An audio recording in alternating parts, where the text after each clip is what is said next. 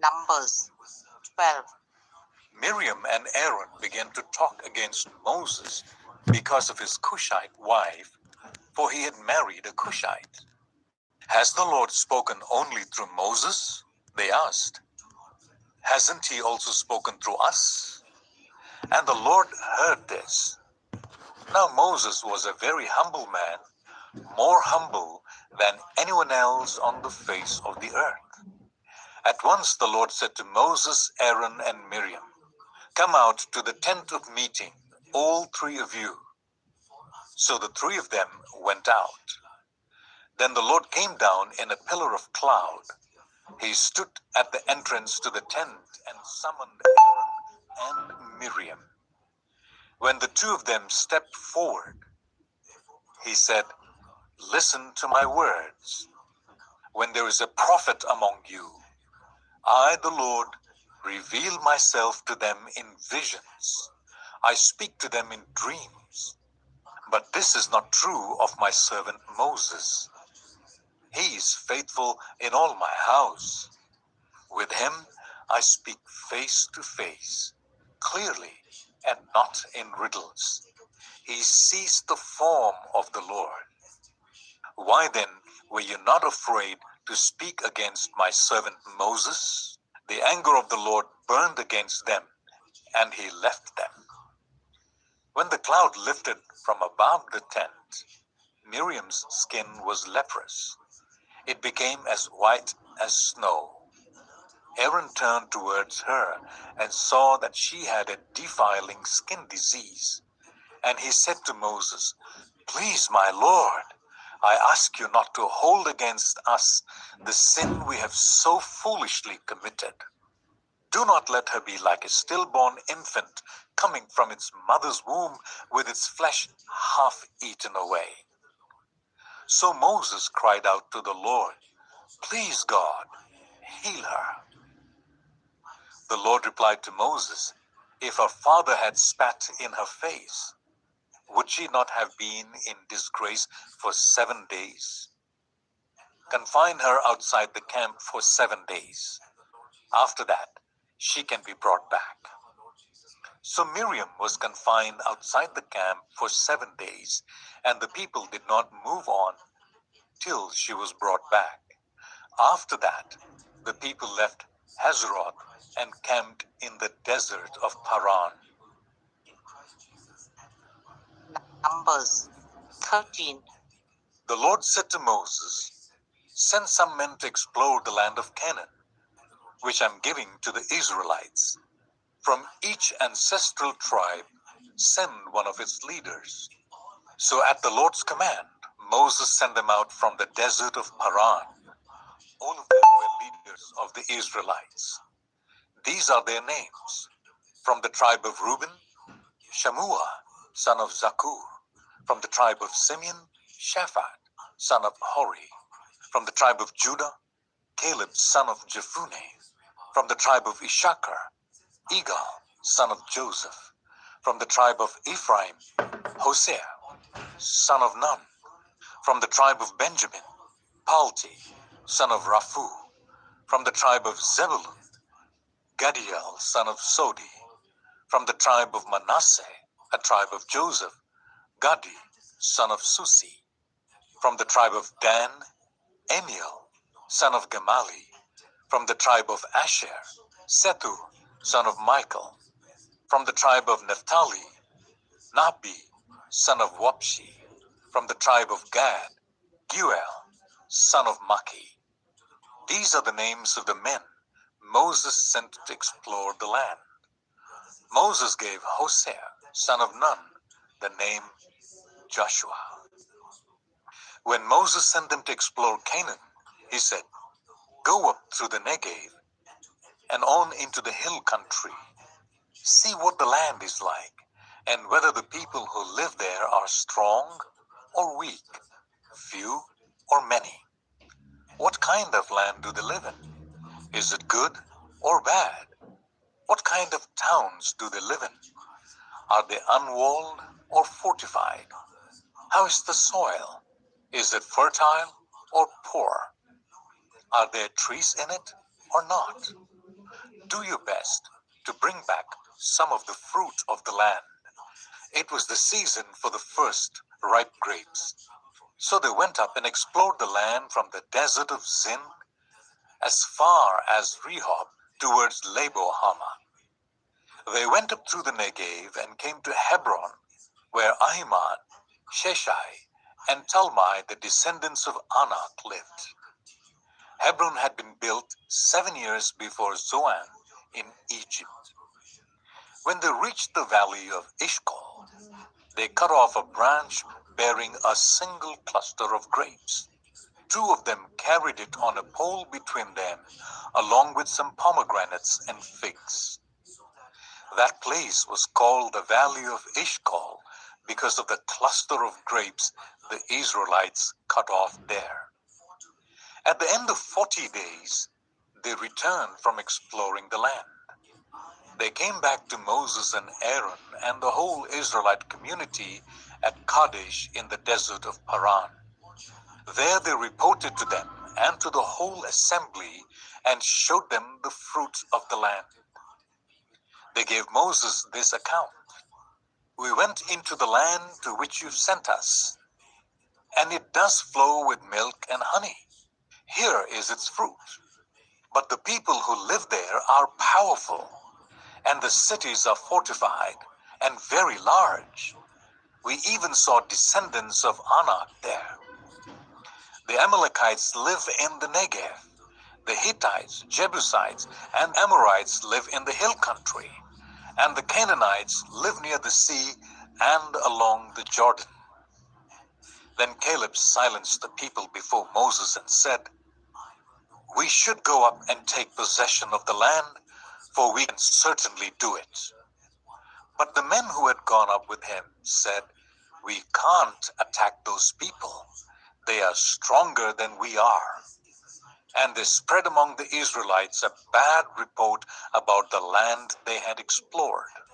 They said, "The land we explored devours those living in it. All the people we saw there are of great size. We saw the Nephilim there. The descendants of Anak come from the Nephilim. We seemed like grasshoppers in our own eyes, and we looked the same to them." Numbers 14. That night, all the members of the community raised their voices and wept aloud. All the Israelites grumbled against Moses and Aaron, and the whole assembly said to them, "If only we had died in Egypt or in this wilderness. Why is the Lord bringing us to this land only to let us fall by the sword? Our wives and children will be taken as plunder. Wouldn't it be better for us to go back to Egypt?" And they said to each other, "We should choose a leader and go back to Egypt."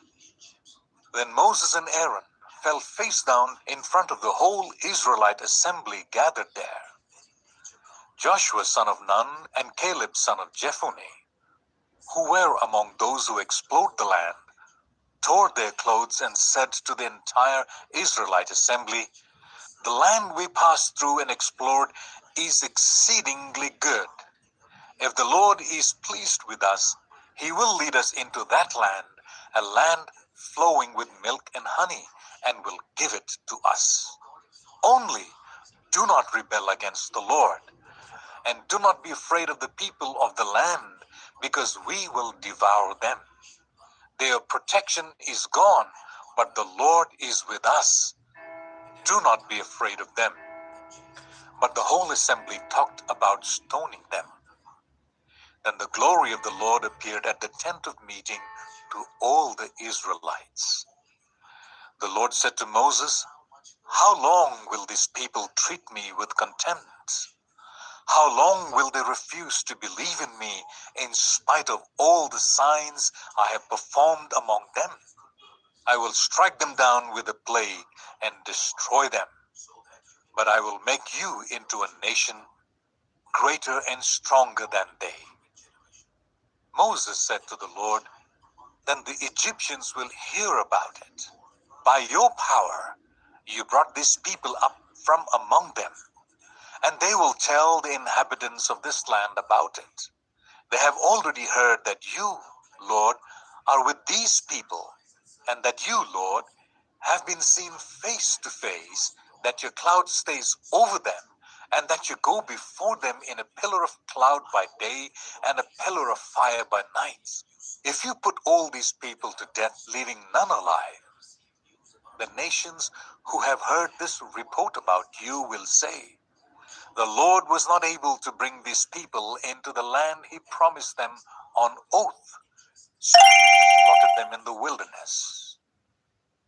Now may the Lord's strength be displayed, just as you have declared. The Lord is slow to anger, abounding in love, and forgiving sin and rebellion, yet he does not leave the guilty unpunished. He punishes the children for the sin of the parents to the third and fourth generation. In accordance with your great love, forgive the sin of these people, just as you have pardoned them from the time they left Egypt until now. The Lord replied, I have forgiven them as you asked. Nevertheless, as surely as I live, and as surely as the glory of the Lord fills the whole earth, not one of those who saw my glory and the signs I performed in Egypt and in the wilderness, but who disobeyed me and tested me 10 times, not one of them will ever see the land I promised on oath to their ancestors. No one who has treated me with contempt will ever see it. But because my servant Caleb has a different spirit and follows me wholeheartedly, I will bring him into the land he went to, and his descendants will inherit it. Since the Amalekites and the Canaanites are living in the valleys, turn back tomorrow and set out towards the desert along the route to the Red Sea. The Lord said to Moses and Aaron, how long will this wicked community grumble against me? I have heard the complaints of these grumbling Israelites. So tell them, as surely as I live, declares the Lord, I will do to you the very thing I heard you say. In this wilderness, your bodies will fall, every one of you 20 years old or more, who was counted in the census and who has grumbled against me. Not one of you will enter the land I swore with uplifted hand to make your home, except Caleb, son of Jephunneh, and Joshua, son of Nun. As for your children, that you have said would be taken as plunder, I will bring them in to enjoy the land you have rejected. But you, your bodies will fall in this wilderness.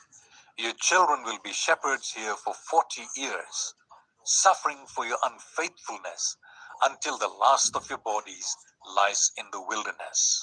For 40 years, 1 year for each of the 40 days you explored the land, you will suffer for your sins and know what it is like to have me against you. I, the Lord, have spoken, and I will surely do these things to this whole wicked community which has banded together against me.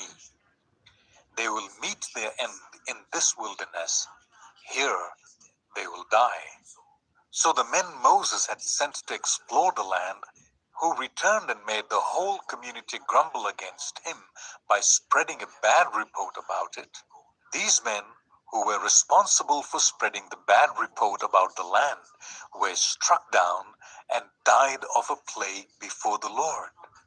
Of the men who went to explore the land, only Joshua, son of Nun, and Caleb, son of Jephunneh, survived. When Moses reported this to all the Israelites, they mourned bitterly. Early the next morning, they set out for the highest point in the hill country, saying, now we are ready to go up to the land the Lord promised. Surely we have sinned. But Moses said, why are you disobeying the Lord's command? This will not succeed. Do not go up, because the Lord is not with you. You will be defeated by your enemies, for the Amalekites and the Canaanites will face you there. Because you have turned away from the Lord, he will not be with you, and you will fall by the sword. Nevertheless, in their presumption they went up towards the highest point in the hill country, though neither Moses nor the ark of the Lord's covenant moved from the camp. Then the Amalekites and the Canaanites, who lived in the hill country, came down and attacked them and beat them down all the way to Hormah. Numbers 15. The Lord said to Moses, "Speak to the Israelites and say to them, after you enter the land I'm giving you as a home, and you present to the Lord food offerings from the herd or the flock, as an aroma pleasing to the Lord, whether burnt offerings or sacrifices, for special vows or freewill offerings, or festival offerings. The person who brings an offering shall present to the Lord a grain offering of 1/10 of an ephah of the finest flour, mixed with 1/4 of a hin of olive oil. With each lamb for the burnt offering or the sacrifice, prepare 1/4 of a hin of wine as a drink offering. With the ram, prepare a grain offering of 1/5 of an ephah of the finest flour, mixed with 1/3 of a hin of olive oil, and 1/3 of a hin of wine as a drink offering. Offer it as an aroma pleasing to the Lord.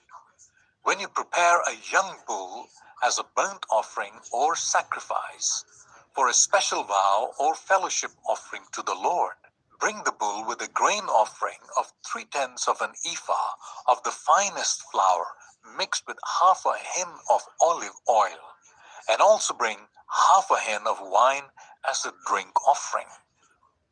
This will be a food offering, an aroma pleasing to the Lord.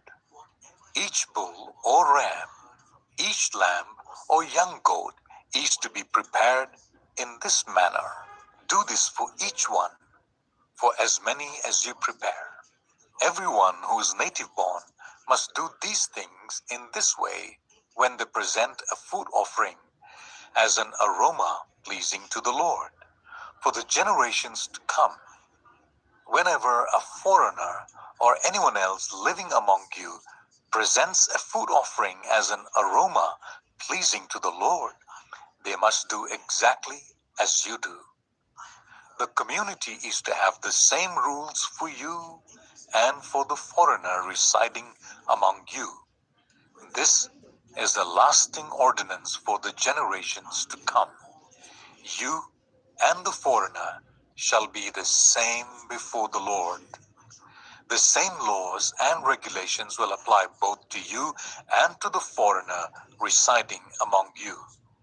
The Lord said to Moses, "Speak to the Israelites and say to them, when you enter the land to which I am taking you, and you eat the food of the land, present a portion as an offering to the Lord. Present a loaf from the first of your ground meal, and present it as an offering from the threshing floor. Throughout the generations to come, you are to give this offering to the Lord from the first of your ground meal." Now, if you as a community unintentionally fail to keep any of these commands the Lord gave Moses, any of the Lord's commands to you through him, from the day the Lord gave them and continuing through the generations to come, and if this is done unintentionally without the community being aware of it, then the whole community is to offer a young bull for a burnt offering as an aroma pleasing to the Lord, along with its prescribed grain offering and drink offering, and a male goat for a sin offering. The priest is to make atonement for the whole Israelite community, and they will be forgiven, for it was not intentional, and they have presented to the Lord for their wrong a food offering and a sin offering. The whole Israelite community and the foreigners residing among them will be forgiven, because all the people were involved in the unintentional wrong. But if just one person sins unintentionally, that person must bring a year-old female goat for a sin offering. The priest is to make atonement before the Lord for the one who erred by sinning unintentionally, and when the atonement has been made, that person will be forgiven. One and the same law applies to everyone who sins unintentionally, whether a native-born Israelite or a foreigner residing among you. But anyone who sins defiantly, whether native-born or foreigner, utters blasphemy against the Lord and must be cut off from the people of Israel, because they have despised the Lord's word and broken his commands. They must surely be cut off. Their guilt remains on them. While the Israelites were in the wilderness, a man was found gathering wood on the Sabbath day. Those who found him gathering wood brought him to Moses and Aaron and the whole assembly, and they kept him in custody because it was not clear what should be done to him. Then the Lord said to Moses, "The man must die. The whole assembly must stone him outside the camp." So the assembly took him outside the camp and stoned him to death, as the Lord commanded Moses. The Lord said to Moses, "Speak to the Israelites and say to them, throughout the generations to come, you are to make tassels on the corners of your garments, with a blue cord on each tassel. You will have these tassels to look at, and so you will remember all the commands of the Lord, that you may obey them, and not prostitute yourselves by chasing after the lusts of your own heart and eyes. Then you will remember to obey all my commands, and will be consecrated to your God. I am the Lord your God, who brought you out of Egypt to be your God. I am the Lord your God." Numbers 16. Korah, the son of Izhar, the son of Kohath, the son of Levi, and certain Reubenites, Dathan and Abiram, sons of Eliab, and On, son of Peleth, became insolent and rose up against Moses. With them were 250 Israelite men, well-known community leaders, who had been appointed members of the council. They came up as a group to oppose Moses and Aaron and said to them, "You have gone too far. The whole community is holy, every one of them, and the Lord is with them.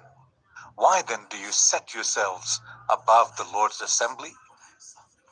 When Moses heard this, he fell face down. Then he said to Korah and all his followers, "In the morning the Lord will show who belongs to him and who is holy, and he will make that person come near him. The man he chooses, he will cause to come near him. You, Korah, and all your followers are to do this. Take censers, and tomorrow put burning coals and incense in them before the Lord. The man the Lord chooses will be the one who is holy. You Levites have gone too far."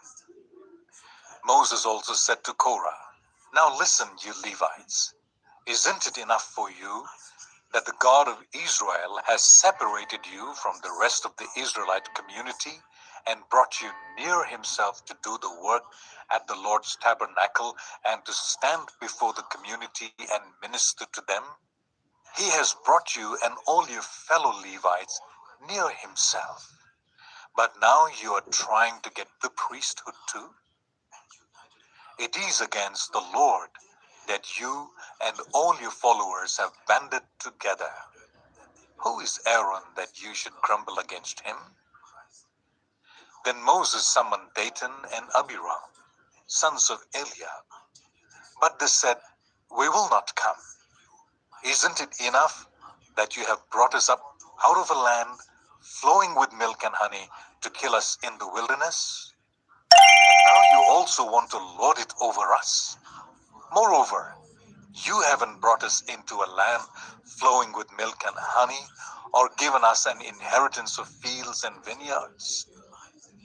Do you want to treat these men like slaves?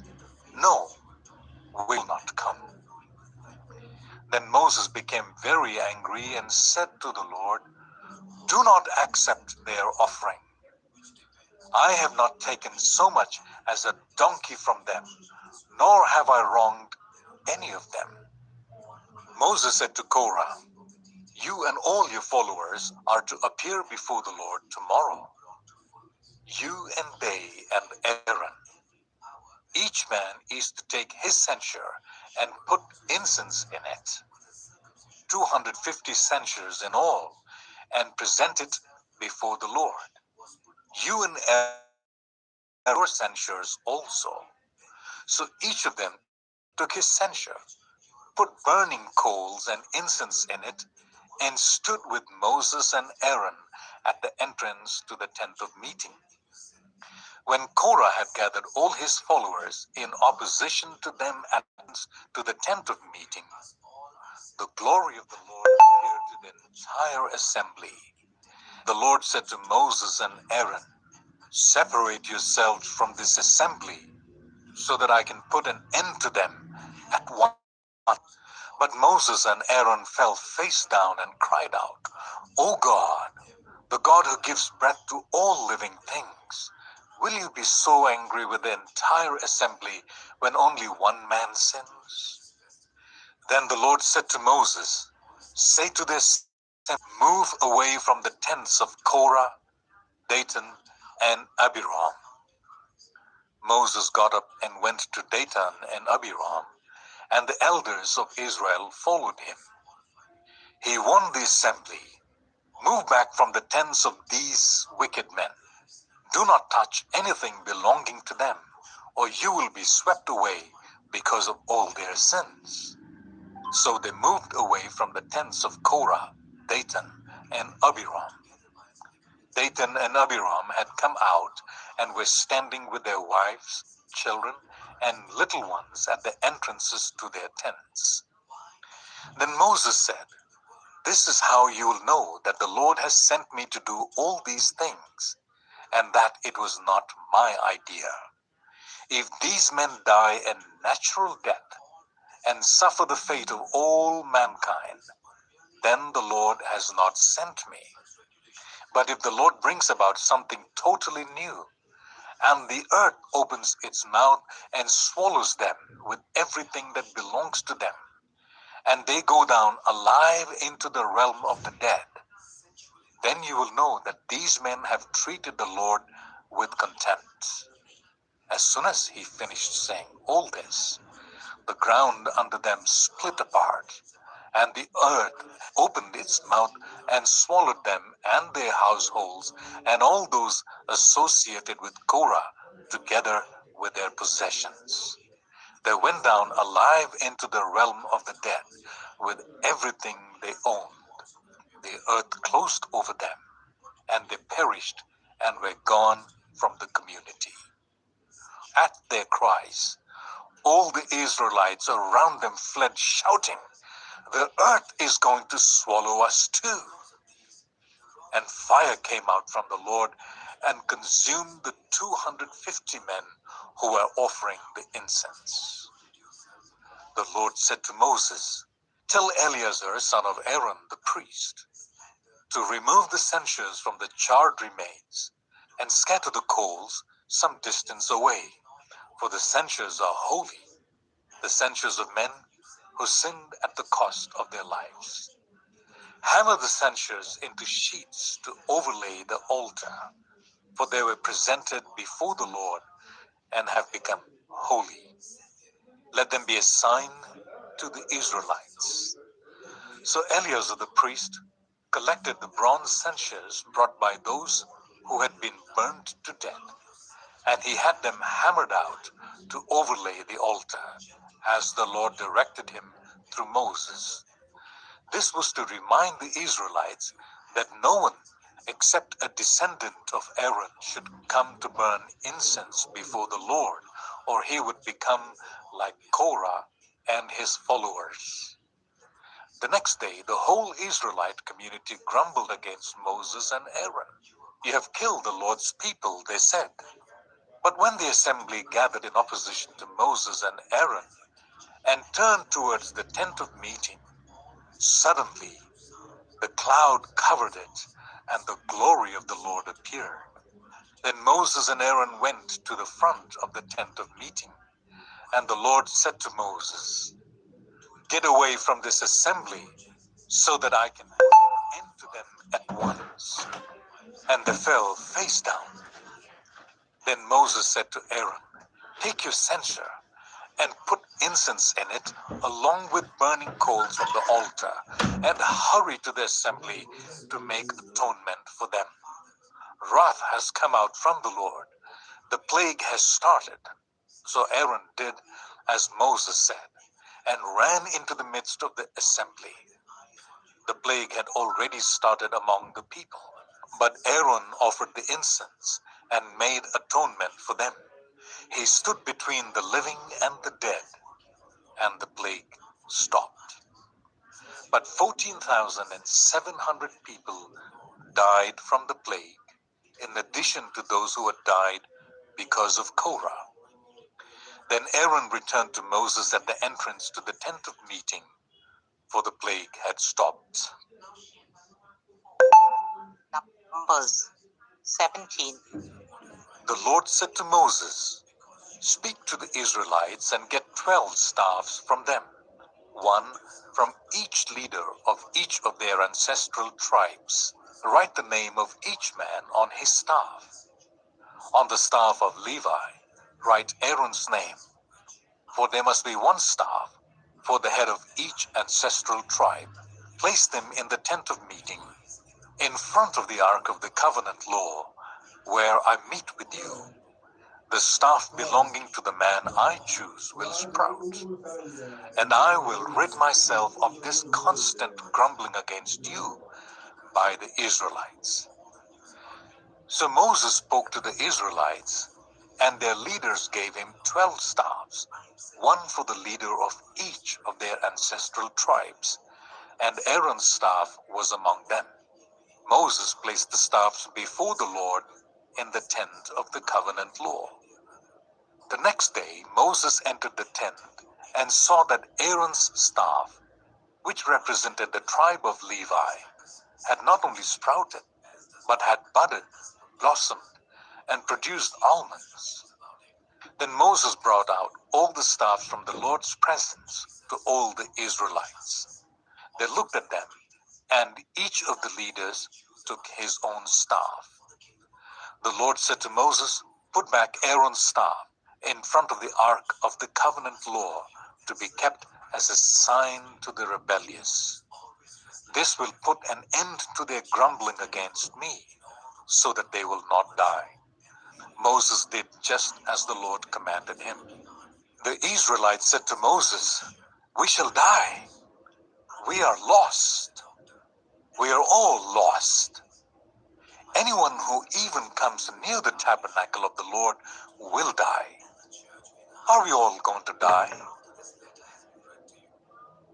Numbers 18.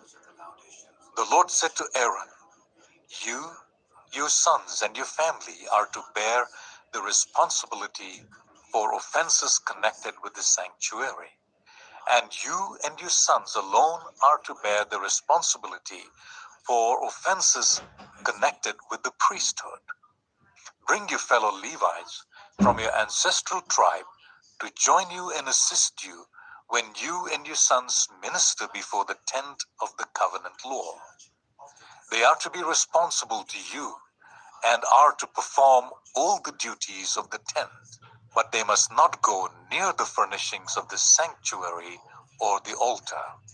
Otherwise, both they and you will die. They are to join you and be responsible for the care of the tent of meeting, all the work at the tent, and no one else may come near where you are. You are to be responsible for the care of the sanctuary and the altar, so that my wrath will not fall on Israelites again. I myself have selected your fellow Levites from among the Israelites as a gift to you, dedicated to the Lord to do the work at the tent of meeting. But only you and your sons may serve as priests in connection with everything at the altar and inside the curtain. I'm giving you the service of priesthood as a gift. Anyone else who comes near the sanctuary is to be put to death. Then the Lord said to Aaron, I myself have put you in charge of the offerings presented to me. All the holy offerings the Israelites give me, I give to you and your sons as your portion, your perpetual share. You are to have the part of the most holy offerings that is kept from the fire, from all the gifts that bring me as most holy offerings, whether grain or sin or guilt offerings. That part belongs to you and your sons. Eat it as something most holy. Every male shall eat it. You must regard it as holy. This also is yours, whatever is set aside from the gifts of all the wave offerings of the Israelites. I give this to you and your sons and daughters as your perpetual share. Everyone in your household who is ceremonially clean may eat it. I give you all the finest olive oil and all the finest new wine and grain they give to the Lord as the first fruits of their harvest. All the land's first fruits that they bring to the Lord will be yours. Everyone in your household who is ceremonially clean may eat it. Everything in Israel that is devoted to the Lord is yours. The first offspring of every womb, both human and animal, that is offered to the Lord is yours. But you must redeem every firstborn son and every firstborn male of unclean animals. When they are a month old, you must redeem them at the redemption price set at 5 shekels of silver, according to the sanctuary shekel, which weighs 20 gerahs. But you must not redeem the firstborn of an ox, a sheep, or a goat. They are holy. Splash their blood against the altar, and burn their fat as a food offering, an aroma pleasing to the Lord. Their meat is to be yours, just as the breast of the wave offering and the right thigh are yours. Whatever is set aside from the holy offerings the Israelites present to the Lord, I give to you and your sons and daughters as your perpetual share. It is an everlasting covenant of salt before the Lord for both you and your offspring. The Lord said to Aaron, you will have no inheritance in their land, nor will you have any share among them. I am your share and your inheritance among the Israelites. I give to the Levites all the tithes in Israel as their inheritance in return for the work they do while serving at the tent of meeting. From now on, the Israelites must not go near the tent of meeting, or they will bear the consequences of their sin and will die. It is the Levites who are to do the work at the tent of meeting and bear the responsibility for any offenses they commit against it. This is a lasting ordinance for the generations to come. They will receive no inheritance among the Israelites.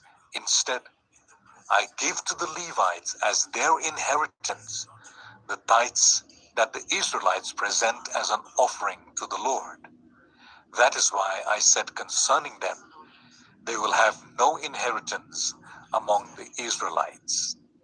The Lord said to Moses, speak to the Levites and say to them, when you receive from the Israelites the tithe I give you as an inheritance, you must present a tenth of that tithe as the Lord's offering.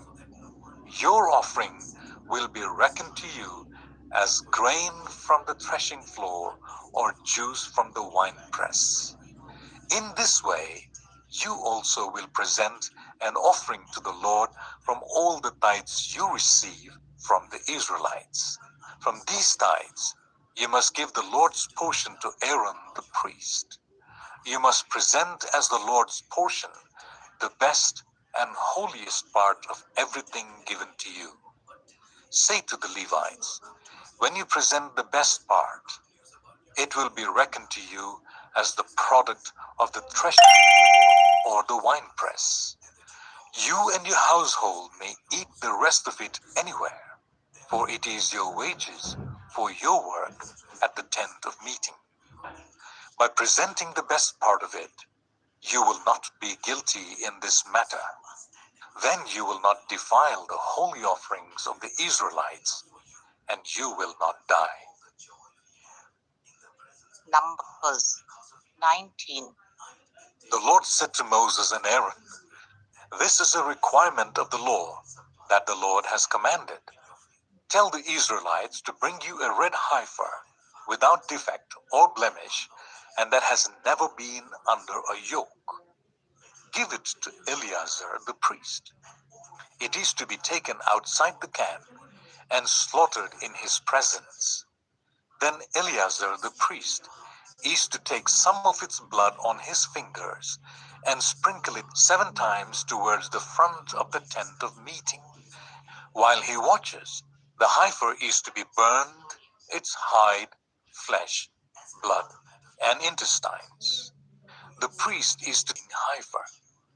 After that, the priest must wash his clothes and bathe himself with water. He may then come into the camp, but he will be ceremonially till evening. The man who burns it must also wash his clothes and bathe with water, and he too will be unclean till evening. A man who is clean shall gather up the ashes of the heifer and put them in a ceremonially clean place outside the camp. They are to be kept by the Israelite community for use in the water of cleansing. It is for purification from sin. The man who gathers up the ashes of the heifer must also wash his clothes, and he too will be unclean till evening. This will be a lasting ordinance, both for the Israelites and for the foreigners residing among them. Whoever touches a corpse will be unclean for 7 days. They must purify themselves with the water on the 3rd day and on the 7th day. Then they will be clean. But if they do not purify themselves on the 3rd and 7th days, they will not be clean. If they fail to purify themselves after touching a human corpse, they defile the Lord's tabernacle. They must be cut off from Israel. Because the water of cleansing has not been sprinkled on them, they are unclean. The uncleanliness remains on them. This is the law that applies when a person dies in a tent. Anyone who enters the tent and anyone who is in it will be unclean for 7 days. And every open container without a lid fastened on it will be unclean. Anyone out in the open who touches someone who has been killed with the sword, or someone who has died a natural death, or anyone who touches a human bone or a grave will be unclean for 7 days. For the unclean person, put some ashes from the burnt purification offering into a jar and pour fresh water over them.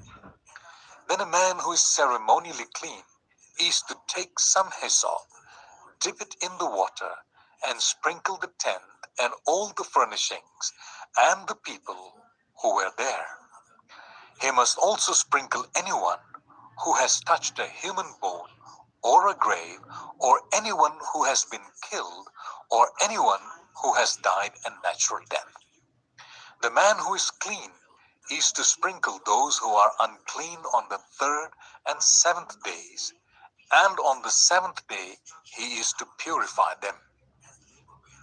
Those who are being cleansed must wash their clothes and bathe with water, and that evening they will be clean.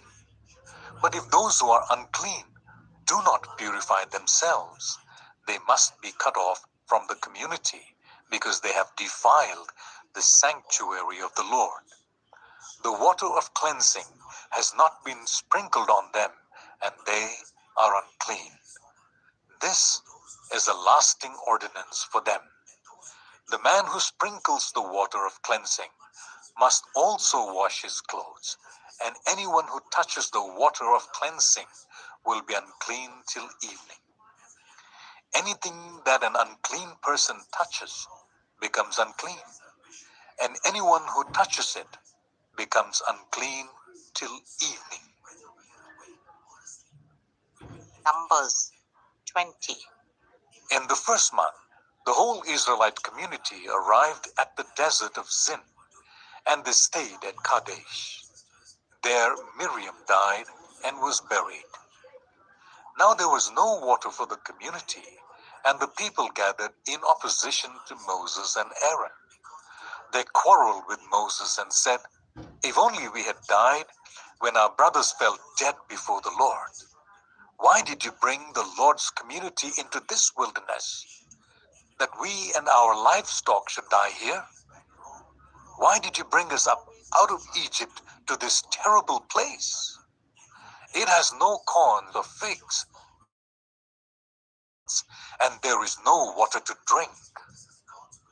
Moses and Aaron went from the assembly to the entrance to the tent of meeting and fell face down, and the glory of the Lord appeared to them. The Lord said to Moses, "Take the staff, and you and your brother Aaron gather the assembly together. Speak to that rock before their eyes, and it will pour out its water. You will bring water out of the rock for the community, so that they and their livestock can drink." So Moses took the staff from the Lord's presence, just as he commanded him. He and Aaron gathered the assembly together in front of the rock, and Moses said to them, "Listen, you rebels, must we bring you water out of this rock?" Then Moses raised his arm and struck the rock twice with his staff. Water gushed out, and the community and their livestock drank. But the Lord said to Moses and Aaron, "Because you did not trust in me enough to honor me as holy in the sight of the Israelites, you will not bring this community into the land I give them." These were the waters of Meribah, where the Israelites quarreled with the Lord, and where he was proved holy among them. Moses sent messengers from Kadesh to the king of Edom, saying, "This is what your brother Israel says. You know about all the hardships that have come on us. Our ancestors went down into Egypt, and we lived there many years. The Egyptians ill-treated us and our ancestors. But when we cried out to the Lord, he heard our cry and sent an angel and brought us out of Egypt. Now we are here at Kadesh, a town on the edge of your territory. Please let us pass through your country.